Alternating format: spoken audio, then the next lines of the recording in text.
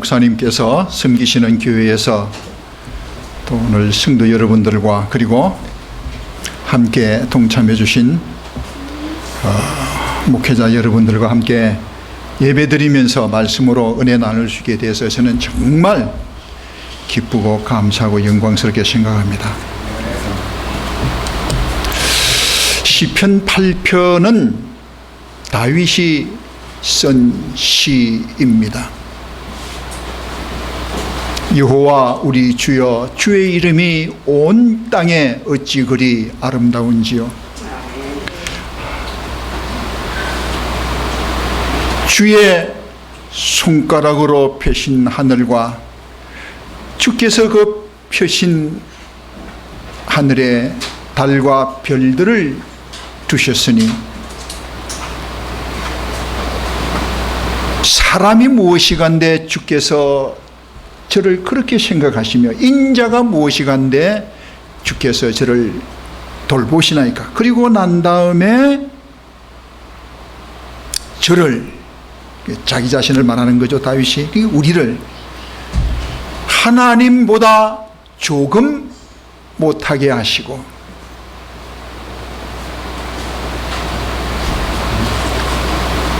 하나님께서 저를 생각하시며 인자가 무엇이간데 저를 돌보시나이까. 그러니까 이 다윗이 언제 이 시를 썼는지 정확하게는 알 수 없어요. 그런데 그렇게 하나님의 형상대로 지은 인간들에게, 바로 자기 자신에게, 우리들에게 영광과 존귀로 관을 씌우셨나이다. 영광과 존귀로 관을 씌우셨나이다. 그래서 오늘 말씀의 제목을 영광과 존귀로 관을 씌우시는 하나님. 다윗이 나중에는 왕이 됩니다. 면류관을 썼어요. 그런데 그 면류관을 쓴 그것 때문에 영광과 존귀의 관을 씌우셨다, 그렇게 말씀한 건 아닌 것 같아요. 그러면 도대체 이 영광과 존귀의 관이 뭐냐라는 말씀입니다. 그래서 시편 8편을 몇 번 읽어보니까 아하, 다윗이 하나님이 지으신 이 우주와 천지 만물과 그 가운데 두신 인간들을 볼 때에 감격하고 감동하는 삶을 살았다, 그렇게 볼 수 있습니다.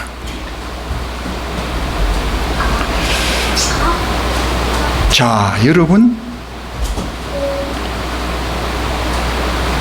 우리가 이 세상을 살아가면서 얼마나 하나님이 지으신 이 우주와 천지 만물을 보고, 그리고 내 자신과 주변 친지들과 친구들과 또 나에게 맡기신 사명을 생각할 때 얼마나 감격하면서 살았느냐, 이거를 우리가 다시 한번 반성해 볼 필요가 있습니다. 사실 이 자리에는 연세가 드신 분들도 있고 젊은 세대도 있는데, 그러니까 젊은이들의 부모님 세대, 또 우리의 부모님 세대,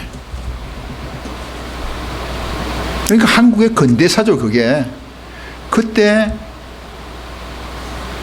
정말 힘든 삶을 살아오셨어요. 저희들의 부모님도 이렇게 얘기를 들어보면은 말입니다, 정말 굽이굽이 아리랑곡에 12국해를 넘어오신 거예요. 우리나라가 1945년에 해방이 되었는데 일제 36년 동안에 그 고달프고 힘들고 쓰라리고 눈물 나는 그 경험, 이루다 말로 표현할 수가 없습니다. 해방이 되긴 되었는데 그때도 뭐 이렇게 두 파로 갈려져 가지고 민족 자유파와 공산주의 사회주의 계열과 투쟁으로 말미암아 결국 남북이 연합해서 국가를 건설하지 못하고 북한에 먼저 김일성 중심에서 사회주의 국가가 들어서고 이제 이승만을 중심해서 남한에 이제 대한민국이 건립이 되었어요. 그리고 난 다음에 바로 6.25 사변이 일어나지 않았습니까? 6.25 사변이 끝나고 난 다음에 우리나라의 근대사의 모든 사건들마다 힘겨운 삶을 살아오셨어요. 우리의 부모의 세대, 나이가 드신 분들의 세대는 직접 몸으로 체험한 시대였습니다. 그래서 감동하고 감격할 만한 건덕지가 잘 없어요. 여호와 하나님께서 내 머리 위에 종기와 영화의 관을 씌우셨나이다, 이렇게 찬양할 수 없었더라, 그런 말씀입니다. 오히려 먼지와 죄를 뒤집어 쓴 그런 인생입니다. 물론 순간순간 하나님께서 나에게 이러한 은혜와 사랑을 베풀어 주셨으니 나는 그 사랑과 은혜를 받을 만한 자격이 없는데 그런 은혜를 베풀어 주셨으니 감사하다, 그런 순간도 없었던 것은 또 아니에요. 그러나 우리 자신의 삶이, 또 우리 자녀들의 삶이 좀 더 형통하고 평탄하고 기쁘고 즐겁고 보람이 있기를 원했는데 그러지를 못했던 삶이 아니냐. 물론 지금도 세계 여러 나라의 사람들이 한국을 방문하고 난 다음에는 감동해요.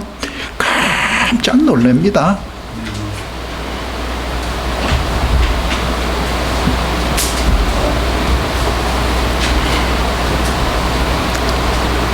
그런데 그런 삶의 경험 속에서 연단들이 있었다, 그런 말씀입니다. 여러분, 그 우리나라의 박완서라고 하는 작가 아시죠? 그분이 나목이라고 하는 책을 썼는데 그 책의 내용이 6.25 사변 때 있었던 그 힘겨운 경험들을 나열한 책, 그 책을 발표하고 난 다음에 문단에 등단을 해서 좋은 책들을 많이 썼어요. 그해 겨울은 따뜻했네, 이런 거. 병상 일기도 이렇게 쓰시고 말입니다. 그런데 그분의 아들이, 원태라고 하는 아들이 있었는데 의학을 전공했어요. 참 공부도 잘하고 부모님께 효도하고 참 착한 아이였는데 부모님보다도 먼저 세상을 떠나버리고 말았어요. 그러니 그 어머니의 마음이 어떠했겠습니까? 하나님, 도대체 나에게 왜 이러시는 겁니까? 내가 뭘 그렇게 잘못했습니까? 밥을 제대로 먹었겠어요? 잠을 제대로 잤겠어요? 진심으로 문병 오는 사람들이 말입니다, 위로가 되는 것이 아니라 문병 오는 거, 그 문안 받는 것이 고문이었다는 거예요. 자기를 향한 엄청난 채찍질이었다는 겁니다. 견딜 수가 없었습니다. 그래서 그 딸이, 어머니 저러시다간 도대체 더 이상 못 살 것 같다고 해서 이제 부산에 사는 딸이 부산으로 이렇게 초청을 해서 좀 쉬게 만들고 혼자 좀 이렇게 휴식도 하면서 지내게 만들어 주었는데, 그때 이분이 하나님께서 갑자기 다른 생각을 주셨는데, 너라고 해서 그런 일을 당하지 말라는 법도 있느냐? 그렇게 물으시더라는 겁니다. 지금까지는 하나님 내한테 도대체 왜 이러십니까? 질문만 했는데, 여러분, 우리가 인생을 살아가면서 힘들고 어려운 고비 있을 적에 하나님께 질문하면은 하나님께서 그때그때 응답을 해 주셨어요? 이건 이래서 그랬고 저건 저래서 그랬다 그렇게 말씀하지 않습니다. 그렇다고 해서 하나님의 응답이 없었던 것은 아니죠. 너라고 해서 그런 일 당하지 말라는 법도 있느냐? 그 순간 다시 마음 자세를 가다듬고 나머지 인생을 열심히 살기로 결심을 했다는 겁니다. 자, 여러분, 우리의 삶 속에서 즐겁고 기쁜 일만 경험하는 것 아닙니다. 다윗도 말입니다. 좋은 일만 있었습니까? 어렸을 적에는 사무엘이 이새의 집에 찾아와서 왕으로 기름 부으라는 그 아들을 하나님의 음성 듣고 찾아왔는데 그 이새의 형제들 아버지까지 그 다윗은 막내 아들은 아들 축에도 끼워주지도 않았던 것 같아요. 그렇게 왕따 당하는 삶을 살았던 거 아닙니까?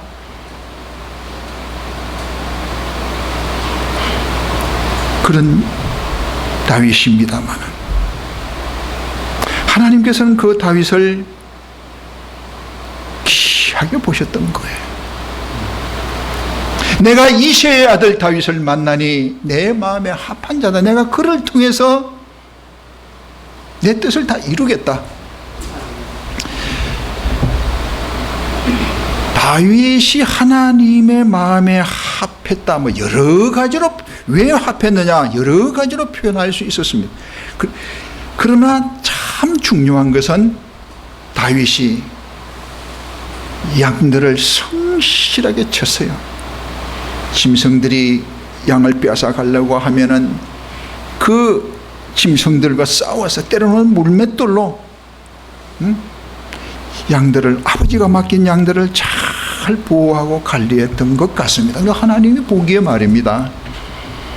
그 당시에 목동이라고 하는 직업은 천한 직업 중에 하나였다고 합니다. 그럼에도 불구하고 열심히 양들을 잘 관리하니까 하나님께서 너 보니까 참 내 마음에 든다 그거 아니겠어요? 이제는 양을 지키는 목동이 아니라 이스라엘 목자가 되어라. 그래서 왕으로 삼으신 것입니다.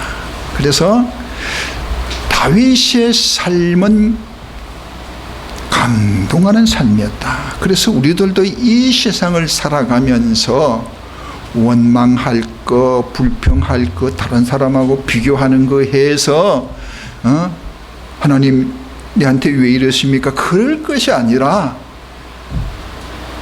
하나님과 나와 일대일의 관계에서 진정한 의미에서의 감사를 발견하고 감격할 수 있으면은 그것이 얼마나 귀한 삶이냐라는 말씀입니다. 여러분 한번 보세요. 우리의 손가락이 10개인 거 이게 얼마나 감사합니까? 여러분 손가락 10개인 것 때문에 감동해 보신 적 있으세요? 소나 돼지처럼 발굽이 이렇게 갈라졌다고 칩시다. 그러면 이걸 가지고 숟가락질을 어떻게 합니까? 글 쓰기도 곤란해요. 해보시겠어요? 그거 가지고 양주 2개만 딱 만들어 보세요.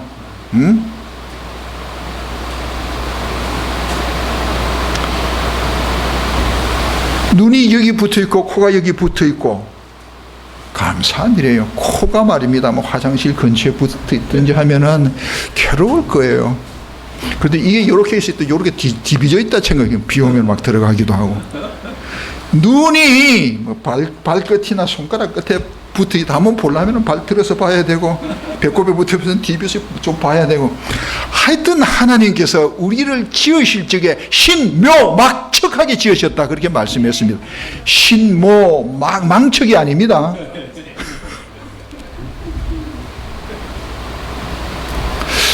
제가 방콕에 간 지가 이제 올해는 35년째가 되는데 제가 35살까지 한국에서 살고 국목을 했어요.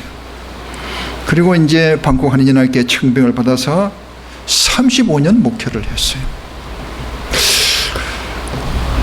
나머지 이제 삶을 하나님께서 그러면은 35년 단위로 인도하는구나 해서 앞으로 35년을 더 살 걸 생각하니까 이게 심각하더라고요. 방콕에서 있을 적에 학생들을 데리고 저 산에 우리 친구가 산족 선교를 하는 목사가 한 명 있어가지고 거기서 이제 산족 선교를 갔어요. 4박 5일을 마치고 내려올 적에 버스를 타고 내려오는데 내 옆에 중학교 3학년짜리 남자아이가 탔어요. 걔를 이렇게 가만히 보니까 이 눈물을 쫙 흘리더라고요. 내가 그 마음을 알았어요. 성민아, 너 지금 선교 마치고 내려갈 때 가졌던 그 마음 되도록 변하지 말고 오래 간직하고 죽을 때까지 간직해라. 방콕에 있을 적에는 부모님이, 할머니, 할아버지가 뭐 잘 해주니까 부족한 것이 없었어요. 산에 가보니까 뭐 산 사람 선교가 아니라 자기가 훈련받고 자기가 깨닫는 거예요. 버스가 올라갈 수 있는 데까지 올라가고 나머지는 걸어서 올라가야만 돼요. 뭘 짐을 짊어지고 얼마나 힘듭니까? 그런데 그 힘든 가운데서도 숲속에 그 하나님이 주시는 그 꽃향기, 맑은 숲속의 그 향기를 맡으니 감동하고 감동입니다. 힘들 적에 고목나무 옆에 바위가 있는데 거기에 몇 명이 앉아서 쉴 적에 이 바위가 몇십 년을, 몇백 년을 이 자리에 있으면서 자기 자리 지키면서 올라온 사람들을 편안하게 주었구나. 그리고 바로 그 고목나무 곁에 피한 조그마한 들꽃 하나가 자기 자리를 지키면서 이 숲속을 아름답게 만드는구나. 감동했다는 겁니다. 여러분 최근에 언제 밤하늘에 별 본 적 있습니까? 서울에서 밤하늘의 별을 이렇게 보기는 힘들 거예요. 그런데 그 산에 가니까 새벽에 밤 깊은 밤에 깨어서 이제 볼일 보러 밖에 나갔더니 하늘의 별들이 말입니다. 엄청난 거예요. 마치 당장 쏟아질 것 같습니다. 손에 잡힐 것 같아요. 아마 다윗이 그걸 보고 감동했던 것 같아요. 여호와 우리 주여, 주의 지으신 이 하늘이, 그리고 그 하늘에 편 달과 별들을 보니, 그러니까 밤에 이제 양떼 치면서 이 찬양한 것 같습니다. 감동하는 삶, 이것이 얼마나 귀하냐는 겁니다. 여러분이 일본의 우리 기독교 작가 중에 뮤라 아야코라고 하는 여성이 있어요. 이분은 말입니다, 평생을 병을 달고 살았다는 겁니다. 그런데 원망하지 않았다는 거예요. 병들지 아니하면은 들으지 못할 기도가 있다. 나중에는 암에 걸렸어요. 그런데도 하나님 이 암 낫게 해주세요, 그렇게 기도하지 않았다는 거예요. 하나님은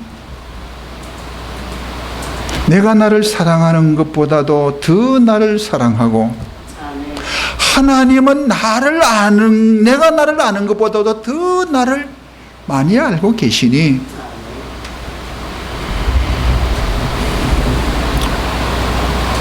나는 하나님께서 지금 내 생명을 거두어 간다 할지라도 하나님 나라에서 깨어날 것을 믿으면서 감사합니다. 그래서 오히려 그때 사업을 할 적에는 말입니다, 자기 집에 손님들이 많이 오니까 저 옆집에는 손님이 안 가는 거예요. 그게 미안해가지고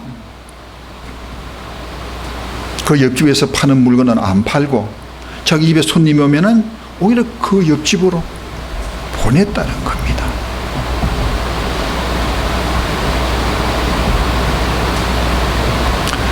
자, 여러분, 하나님께서 영광과 존귀의 관을 나에게 씌우시는데, 여러분 그 관이라고 하는 것이 세상에서 출세하고 보너스 많이 받고 명예와 인기를 얻고 뭐 왕이 된 멸류관을 써서 영광과 존귀의 관이라고 했겠어요? 다윗은 그런 관을 말하지 않았을 겁니다.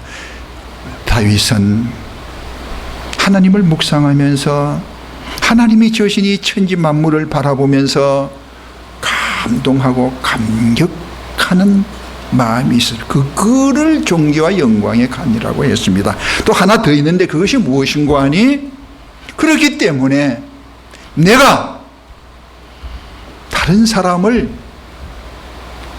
감동시키고 감격하게 만드는 삶, 그게 존귀와 영광의 관이에요. 또 목사님 교회에서는 아주 특별한 걸 한데 보니까 예배 후에 그 설교를 가지고 서로 또 나누는 그런 시간을 오늘도 할 겁니까? 그때 여러분들 정말 내가 정말 최근에 언제 감동 감격했는 거를 한번 또 나누시고, 또 내가 다른 사람을 감동시키고 나 때문에 감동하고 감격한 순간이 언제 있었느냐, 그걸 한번 나눠보시기를 바라요. 여러분, 국경 없는 의사회라고 하는 모임이 있습니다. 의과대학을 졸업해서 취업을 하든지 개업하면은 먹고 사는데 사실 지장 없어요. 다른 사람들이 받을 수 있는 월급 두세 배 그 이상도 또 받을 수 있어요. 그런데 국경 없는 의사회에 가입하면은 그런 뭐 월급이라고 말할 수 없는 약간의 그 봉사료 정도만 받아요. 그런데 거기에 가입을 해서 여러 곳으로 돌아다니면은 때로는 아이들이 윗입술이 없어요. 그 이빨만 보여요. 그게 입술을 만들어주는 거예요. 어떤 때는 눈도 이게 이 대칭이 아니고 막 뒤틀어지고 막 그런 것들을 고쳐줘요. 그분들이 어디를 가든지 필요한 곳에 가면은 그들을 고쳐주면은, 그들 곁에 있어주면은 감동한다, 감격한다. 그걸 알아요. 그래서 대부분 하나님의 이름으로, 주 예수 그리스도의 이름으로 그분들에게 감동을 선사하기 위해서 갑니다. 제가 이번에 한 달 전에 방콕에 있다가 오면서 말입니다.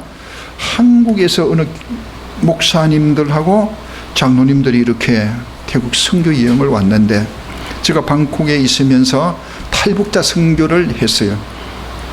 탈북자들이 이렇게 중국 거쳐서 미얀마, 라오스나 태국으로 들어오면은, 태국에 들어오면은 반드시 한국으로 와요. 이게 잘못해서 미얀마, 라오스에서 붙잡히든지 심지어 베트남에서 붙잡히면은 사회주의 국가들은 돌려보내는 경우가 있어요. 그러면은 비참해집니다. 아주 막 철사줄에 엮여가지고 뭐 너희들이 뭐 예술을 태양이라고 생각하느냐, 너희들이 인민의 태양인 김정은이를 부리고 왔기 때문에 평생 태양을 보지 못하고 만들어주겠다. 이게 집어넣어요.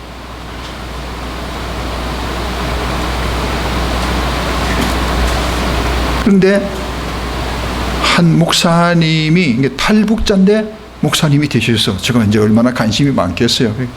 뭐 했느냐 물었더니 북한에서 보이부 요원이었다는 겁니다. 그래서 깜짝 놀랐어요. 그럼 보이부면은 북한에서 상위 10%에는 속하는 거 아닙니까? 거기도 잘 살 텐데 왜 왔느냐고 그랬더니, 목사님이요, 10%가 뭡니까? 1%입니다. 이런 게 1%, 상위 1%라는 거야. 그런데 자기한테 지어진 직책이 무엇인가 하니, 북한에도 교회가 있는데 그 지하 교회에 스며 들어가 가지고 교인인 척하면서 모이는 장소와 그 명단을 입수해서 언제 습격하면 다 이제 완전히 체포할 수 있는지 그걸 알아내는 거. 근데 스며 딱 들어갔어요. 그런데 거기서 은혜를 받아버린 거예요. 그러니까 이게 고에 바칠 수가 없는 거예요. 그런데 그 사람을 관리하는 사람이 그걸 알아차리고 이제 잡혀가야 할 그 순간이 딱 온 거예요. 그래서 탈북을 했다는 겁니다. 탈북을 해서 남한에 와가지고 신학을 공부해서 목사 안수를 받았는데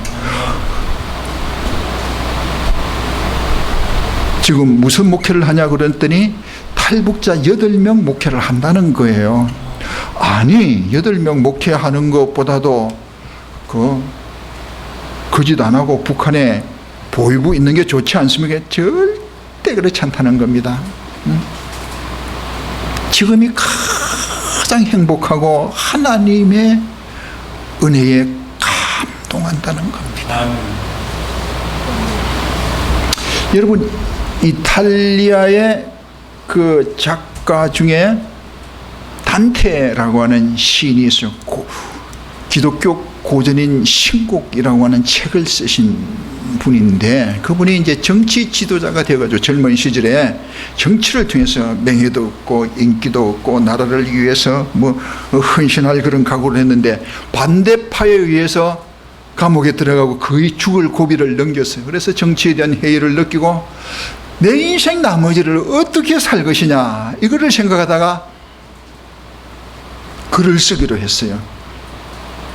젊은 시절에 자기가 사랑했던 비아트리체라고 하는 여성의 인도를 받아서 천상의 세계를 돌아보는 그런 환상을 보고 글을 쓰기를 시작을 했는데 이 단테의 서문에 어떤 내용이 나오는가 하니 나는 내 인생의 중년기에 어느 캄캄한 날 밤 내 갈 길을 잃어버리고 말았다. 마치 자기 자신의 인생을 그대로 써놓은 거예요. 중년의 나이에 다른 사람이 누군가가 나에게 인생이란 무엇입니까? 인생을 어떻게 살아가야만 합니까? 라고 물을 때에 대답해 줄 말이 있어야만 하는데 나의 이 중년까지의 인생은 캄캄한 숲에서 어느 날 밤 길을 잃어버린 것과 같은 똑같은 그런 삶이었다. 그러다가 이제 비아트리체의 인도를 받아서 천상의 세계를 경험하니 그 경험한 것을 글로 써서 다른 사람들에게 감동을 주고 있는 거예요. 그래서 여러분 저도 말입니다. 우리가 다 같이 저도 이제 은퇴를 하고 난 다음에 무엇을 하신가 지금도 몇 가지 일은 하고 있어요. 그런데 지금 목사님께서 말씀하는 그런 것들은 아주 진짜 사실은 부분적인 거예요. 도대체 은퇴 후에 나머지 삶을 어떻게 살 것인가. 그래서 그런 내용들의 글이 있으면은 이제 모으고 책도 모으고 또 출력도 해서 파일을 만드는데 뭐 굉장히 두꺼울 정도로 많이 만들었어요. 그래서 그걸 다 읽어보니까 딱 요약되는 것이 한 8가지가 되는데 첫 번째 건강관리 잘하라는 거예요. 그 다음에 노자금 착실히 모으라는 거예요. 목회자 선교사들은 건축 헌금하지 말고 노적금 들어라. 아주 현실적인 이야기예요 이게. 그리고 세 번째는 친구 있어야 된다. 네 번째 배우자한테 잘해라. 이거는 뭐 그 다음에 또 한 가지가 취미생활. 딱 요약하니까 그 5가지로 딱 나오는 거예요.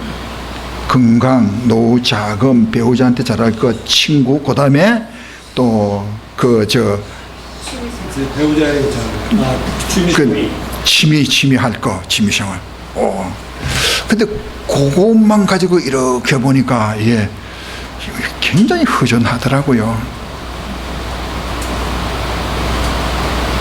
그래서 제가 결심을 하기를 앞으로 제가 동남아에 있었기 때문에 동남아 교회들과 목회자들의 상황은 잘 압니다. 한국엔 사실은 책들이 얼마나 많습니까? 목회자들에게는 마치 고속도로가 딱져 있는 것과 똑같아요. 달리기만 하면 됩니다.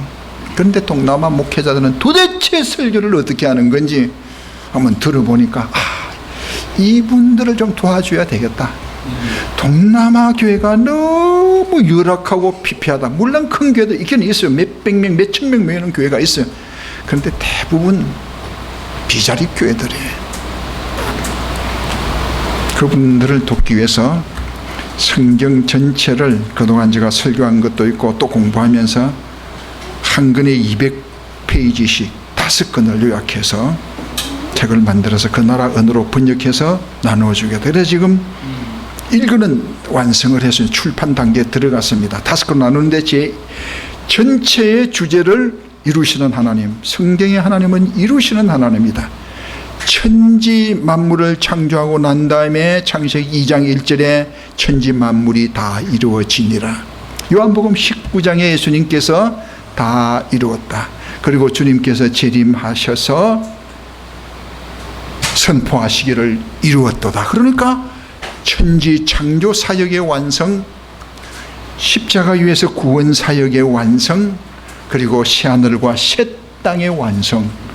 하나님은 이루시는 하나님이라. 우리가 하나님이 누구인지 알려면 힘들어요. 계시해 준 것만 알 수 있습니다. 그래서 오늘도 하나님은 어떤 분이냐? 우리에게 영화와 종교의 관을 씌워주시는 하나님. 성경의 하나님, 요 하나님은 이루시는 하나님. 그래서 1권의 제목은 창세기를 중심해서 영적 전쟁으로 본 인류의 역사, 그렇게 해서 구속사적인 차원에서 완성을 했어요.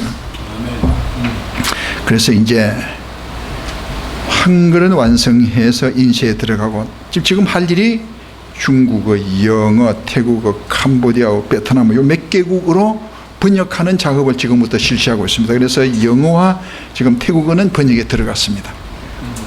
제2권은 구약 성경에 나타난 구속사, 3권은 구속의 완성과 복음의 전파, 4권은 신약 성경에 나타난 구속사, 마지막 5권은 임하시는 나라. 제목을 그렇게 좀 정했습니다. 저는 날입니다.